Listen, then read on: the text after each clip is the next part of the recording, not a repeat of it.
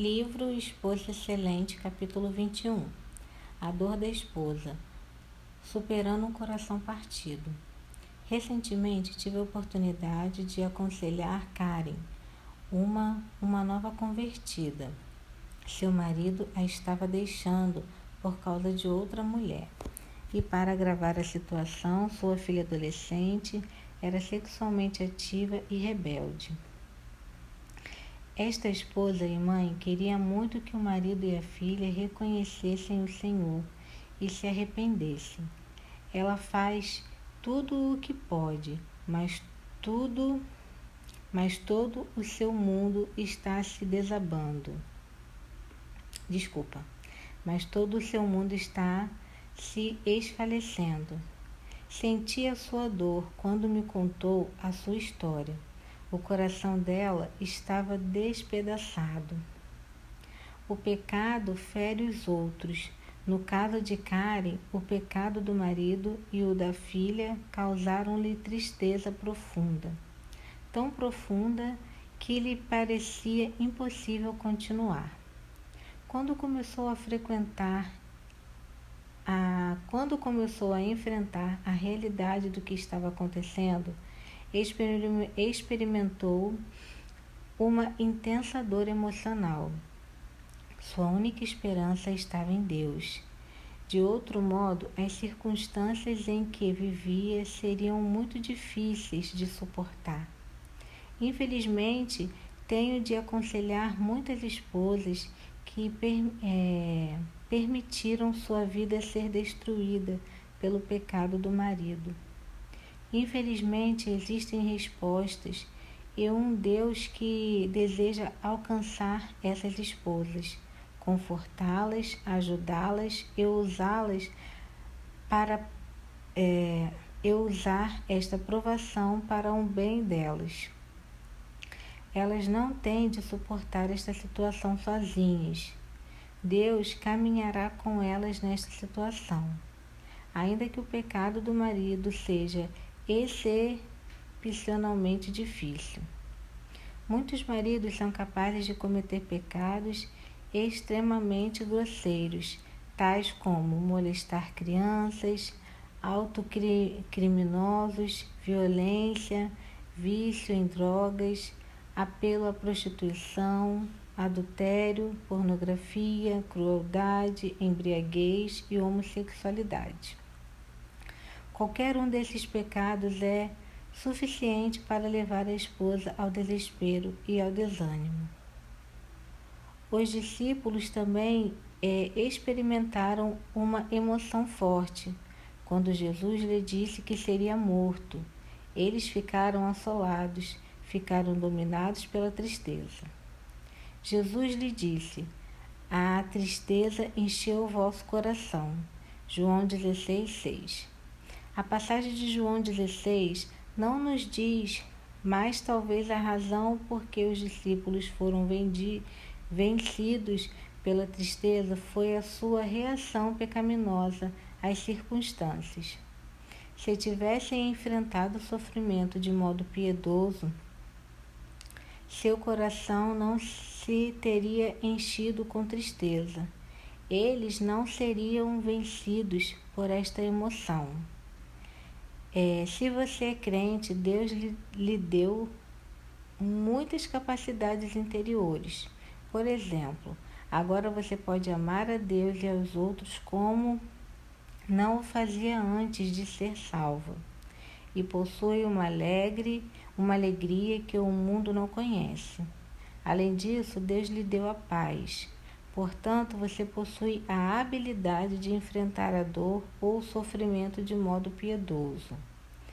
Veja o seguinte diagrama de um coração que contém a capacidade de ter paz, alegria, amor e sofrimento.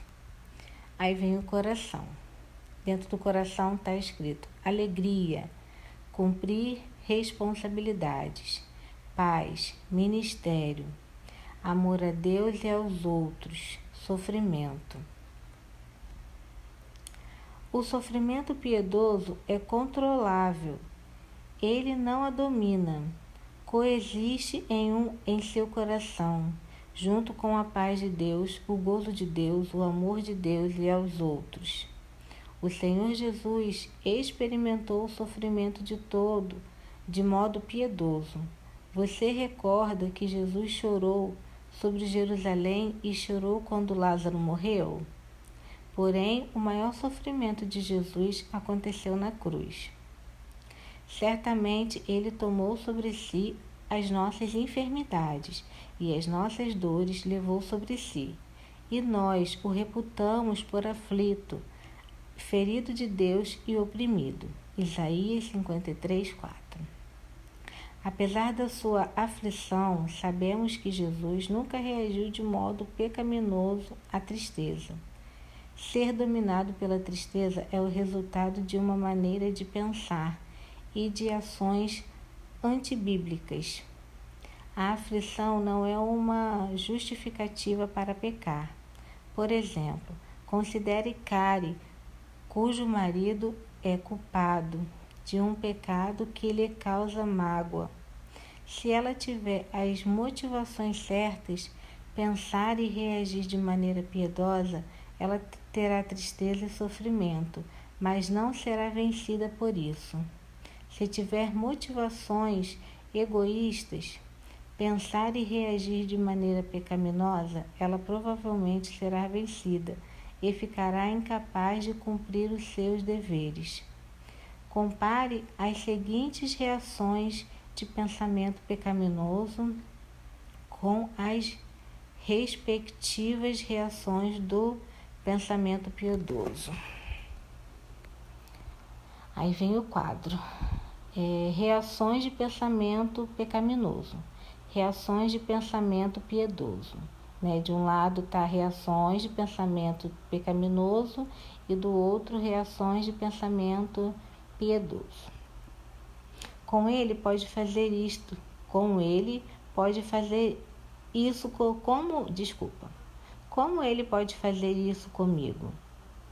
Depois de tudo que eu tenho feito por ele.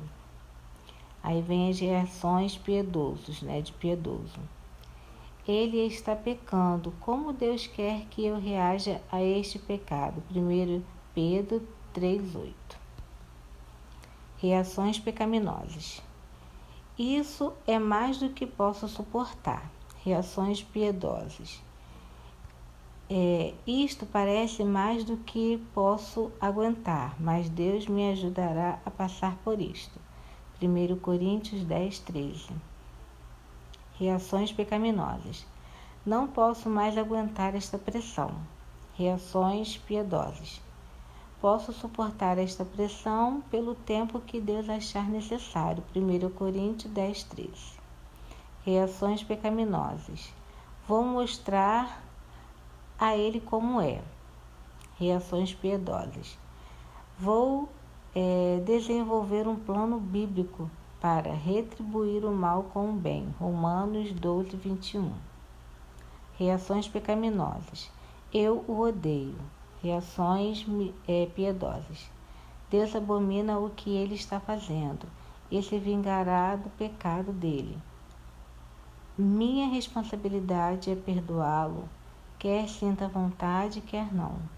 Lucas 6, 27. Reações pecaminosas. Não posso acreditar no que ele me fez. Primeiro ele me e depois... Reações de piedosas. Toda pessoa é capaz de cometer qualquer tipo de pecado, não importa quão grave seja. Jeremias 17, 9. O pecado dele é contra Deus. Minha responsabilidade não é agravar o pecado dele com o seu próprio pecado. 1 Coríntios 13, 5. Reações pecaminosas. Ele nunca me magoará novamente. Reações piedosas.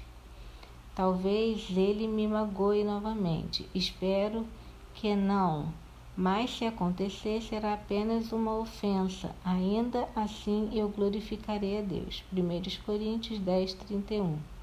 Reações pecaminosas. Estou tão humilhada. Reações piedosas. Os outros têm a responsabilidade, pensar sobre isso de modo cristão e não fofocar ou caluniar meu marido ou a mim. Tiago 4:11. Se eles fofocarem a respeito disso e eu descobrir, Deus me dará graça de lidar com isto naquele momento. Reações pecaminosas. Como Deus pode permitir que isso aconteça comigo? Reações piedosas. Deus é bom. Ele também quer que meu marido se arrependa. Agradeço-lhe por me lembrar o quanto preciso dele. 1 Tessalonicenses 5:18. Pensamentos pecaminosos geralmente resultam em atos pecaminosos. Compare as seguintes ações pecaminosas com as respectivas reações piedosas. Aí agora é outro quadro, né? Ações pecaminosas, reações piedosas. Ações pecaminosas. Fofoca detalhada do pecado do marido a outro. Reações piedosas. Ter as motivações corretas, dando os detalhes necessários somente àqueles que estejam diretamente envolvidos em auxiliar a esposa a reagir biblicamente. Ações pecaminosas. Julgar as motivações deles. Reações piedosas. Pensar o melhor a respeito das motivações dele, e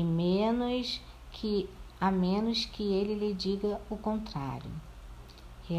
Ações pecaminosas. Enxergar as ofensas. Reações piedosas. Encarar as ofensas de modo realista, não exagerando-as nem minimizando-as. Ações pecaminosas. Não lhe dar uma chance de arrepender-se e reconquistar a confiança da esposa. Reações piedosas. Lutar contra os maus sentimentos e esforçar-se pela reconciliação, percebendo que deve perdoá-lo e que pode levar tempo até que ele reconquiste a confiança dela. Ações pecaminosas. Deixar de ir à igreja por sentir-se constrangida. Reações piedosas. Continuar indo à igreja e cumprindo suas responsabilidades. Ações pecaminosas. Ter explosão de ira. Reações piedosas. Compreender que a ira da esposa não produz a justiça de Deus. Pensar bastante sobre como reagir biblicamente. Ações pecaminosas. Buscar consolo. Reações piedosas. Buscar consolo em Deus e em sua palavra, e talvez em uma ou duas mulheres piedosas da igreja. Ações pecaminosas. Compartilhar com os filhos a profunda dor emocional, falando de modo que somente adultos maduros podem suportar.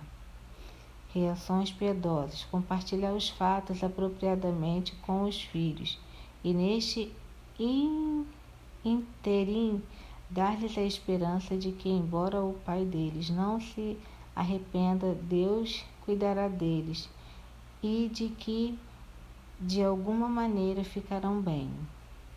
Ações pecaminosas. Ter o desejo de possuir uma arma e matar o marido. Reações piedosas. Compreender que a vingança pertence ao Senhor. Orar e ansiar pelo arrependimento do marido. Ações pecaminosas. Desejar que ele morra. Reações piedosas. Em vez de desejar vingança, colocar pressão piedosa sobre ele para que se arrependa, vencendo o mal com o bem, orando pelo arrependimento dele.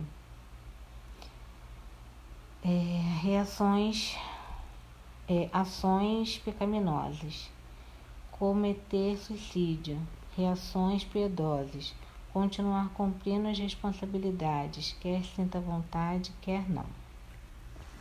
Fecha o quadro. Quando a esposa reage de maneira pecaminosa à mágoa, à tristeza que enche o coração dela, suprime a paz, a alegria e o amor que lhe fora dado por Deus. Aí vem o coração de novo. Alegria. De um lado alegria, de outro paz. Amor a Deus e aos outros. Sofrimento. A chave para superar a mágoa pecaminosa, expressiva e dominadora é arrepender-se de qualquer motivação, pensamentos ou ações especificamente pecaminosos e concentrar-se em demonstrar amor a Deus e aos outros. Neste processo, a capacidade de amar da pessoa cresce e a sua dor se retrai a um nível controlável. Coração novamente. Alegria de um lado e paz do outro. Amor a Deus e aos outros. Sofrimento. O amor correto se desenvolverá no coração da esposa, à medida que ela for obediente à palavra de Deus, como regra em um casamento difícil. Quanto mais grave for o pecado do marido, tanto mais firmemente a esposa deve retribuir. Contudo, ele não deve retribuir com o mal. Antes, ela deve ser bondosa para com seu marido. Romanos 12:17. É um mandamento claro. Não torneis a ninguém mal por mal. E se a esposa reagir de modo correto, e apesar disto o marido não corresponder, se ela fizer o que é certo e continuar fazendo até que Deus lhe dê livramento, terá cumprido a admoestação de Romanos 12:18. Se possível, quando depender de vós, tende paz com todos os homens. Ela estará demonstrando amor a Deus e ao marido, o que resultará numa crescente capacidade em seu coração de amar biblicamente. Paulo nos recorda que não devemos vingar-nos por nós mesmos. A vingança é uma prerrogativa de Deus. Não vos vingueis a vós mesmos, amados, mas dai lugar à ira, porque está escrito: a mim me pertence a vingança, eu é que retribuirei, diz o Senhor. Romanos 12:19. Deus usará meios bíblicos para vingar o pecado do seu marido e proteger você.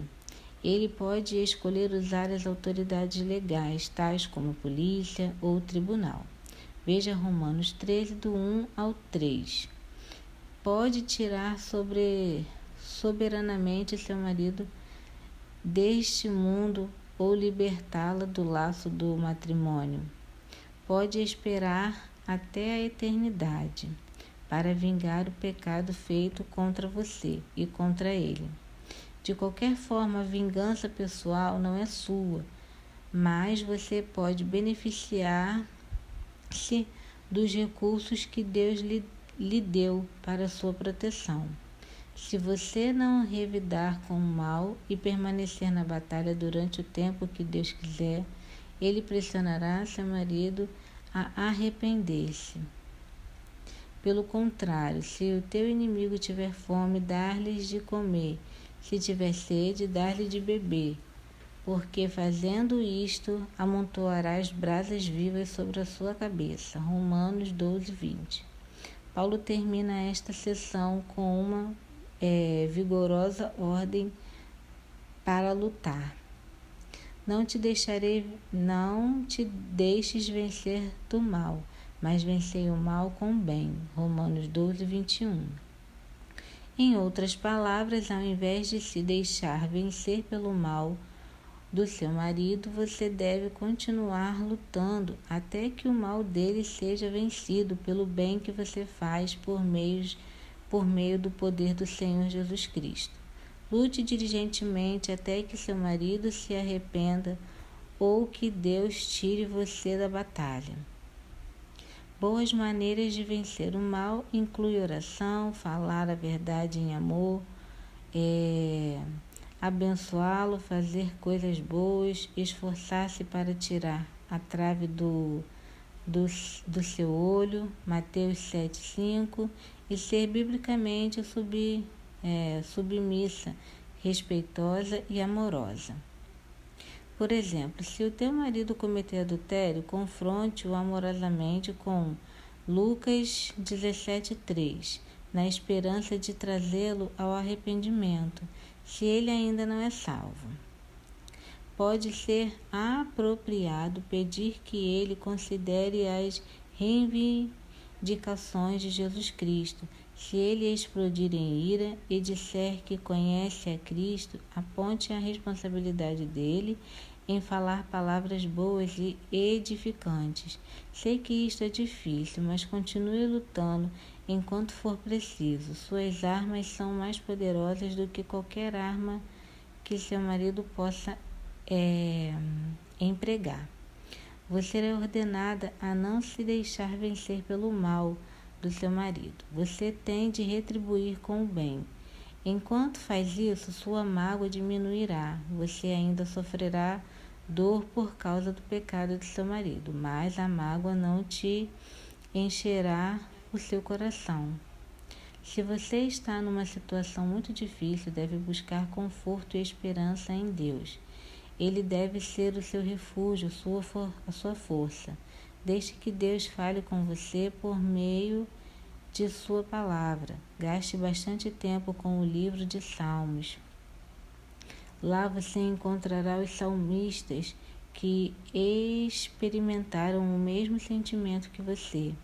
Veja os pensamentos deles a respeito de Deus e experimente o mesmo conforto e esperança que eles experimentaram de Deus. Aproxime-se de Deus com confiança, a fim de receber misericórdia e achar graça para socorro em ocasião oportuna. Hebreus 4,16. Se você busca Deus com humildade, desejando fazer a vontade dele e lhe pedir ajuda, ele a concederá livremente a você. Não importa quantas vezes em um dia ou em uma semana você se aproxime, ele a receberá, terá compaixão de você e ajudará. Recordo-me de uma ocasião em minha vida que me causou profunda dor emocional.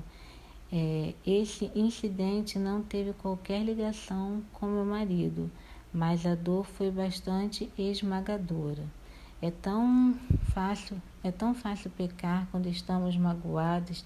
Fiquei desesperada para buscar auxílio e forças de Deus. Ansiei ser envolvida nos braços de Deus, e ali senti-me segura e em paz. Fui a Deus em oração e falei com Ele. Repetidas vezes relembrava a mim mesma a bondade de Deus. Orei: Senhor, Tu és tão bom, Tu fazes bem todas as coisas. A seguir, agradeci-lhe pela circunstância que estava vivendo. Ao continuar sofrendo, aprendi a ser bem específica sobre aquilo que lhe agradecia. Por exemplo, Senhor, te agradeço por esta circunstância particular. Também te agradeço porque estás no controle e porque isto é bom para mim. Senão, tu não permitirias. Obrigada por esta oportunidade especial de glorificar-te e magnificar o teu nome. Obrigado pelo que estás tentando ensinar-me. Usa-me para a tua glória. ainda que eu precise sofrer por meio desta experiência. Pela graça de Deus, nunca saio deste tipo de oração sem que minha esperança fosse renovada e a minha dor minimizada a um nível controlável. Além de louvar a Deus por sua bondade e agradecer-lhe pela difícil circunstância, pedi que me ajudasse a não ficar irada com ele, nem acusá-lo de estar sendo injusto comigo. Ter um coração grato e submisso a Deus é tão importante que faço esse tipo de oração frequentemente, mesmo quando as circunstâncias estão indo bem. Minha oração é mais ou menos assim: Senhor, não importa o que aconteça comigo ou com os meus amados, não ficarei irada contigo. Senhor, impede-me de ser insubmissa, ingrata a ti, pelo modo como conduzes minha vida para glorificar-te. Sei que o pecado dos outros, especialmente o pecado do marido, pode ferir profundamente. Sei também que sua dor pode ser correta, piedosa e branda. Deus é bom, estamos aqui para servi-lo e adorá-lo nos termos dele. Às vezes, ele nos dá a oportunidade de sermos comparticipantes dos sofrimentos de Cristo. 1 Pedro 4,13. Encontre seu conforto e refúgio em Deus, enquanto continua a servi-lo à maneira como ele deseja. Reaja de maneira humilde e submissa a Deus. Vença o mal de seu marido com o bem. Sua esperança deve estar no Senhor. Você pode perseverar por amor a Jesus. Você pode sofrer por causa do pecado de alguém. Contudo, lembre-se de que não está sozinha. Deus também é profundamente ofendido quando pecamos. Deus está pronto a auxiliá-la. Ele levará este fardo junto com você e aliviará a sua carga. Vinde a mim todos os que estáis cansados e sobrecarregados, e eu vos aliviarei. Tomai sobre vós o meu jugo e aprendei de mim, porque sou manso e humilde de coração. Achareis descanso para as vossas almas, porque o meu jugo é suave e o meu fardo é leve. Mateus 11, do 28 ao 23. ênfase acrescentada. Sua dor diminuirá à medida que você busca refúgio em Deus, luta contra seus sentimentos naturais e demonstra amor a Deus e a seu marido. Você não tem de ser vencida pelo pecado. Sara riu do anjo do Senhor quando ele lhe anunciou que ela geraria um filho.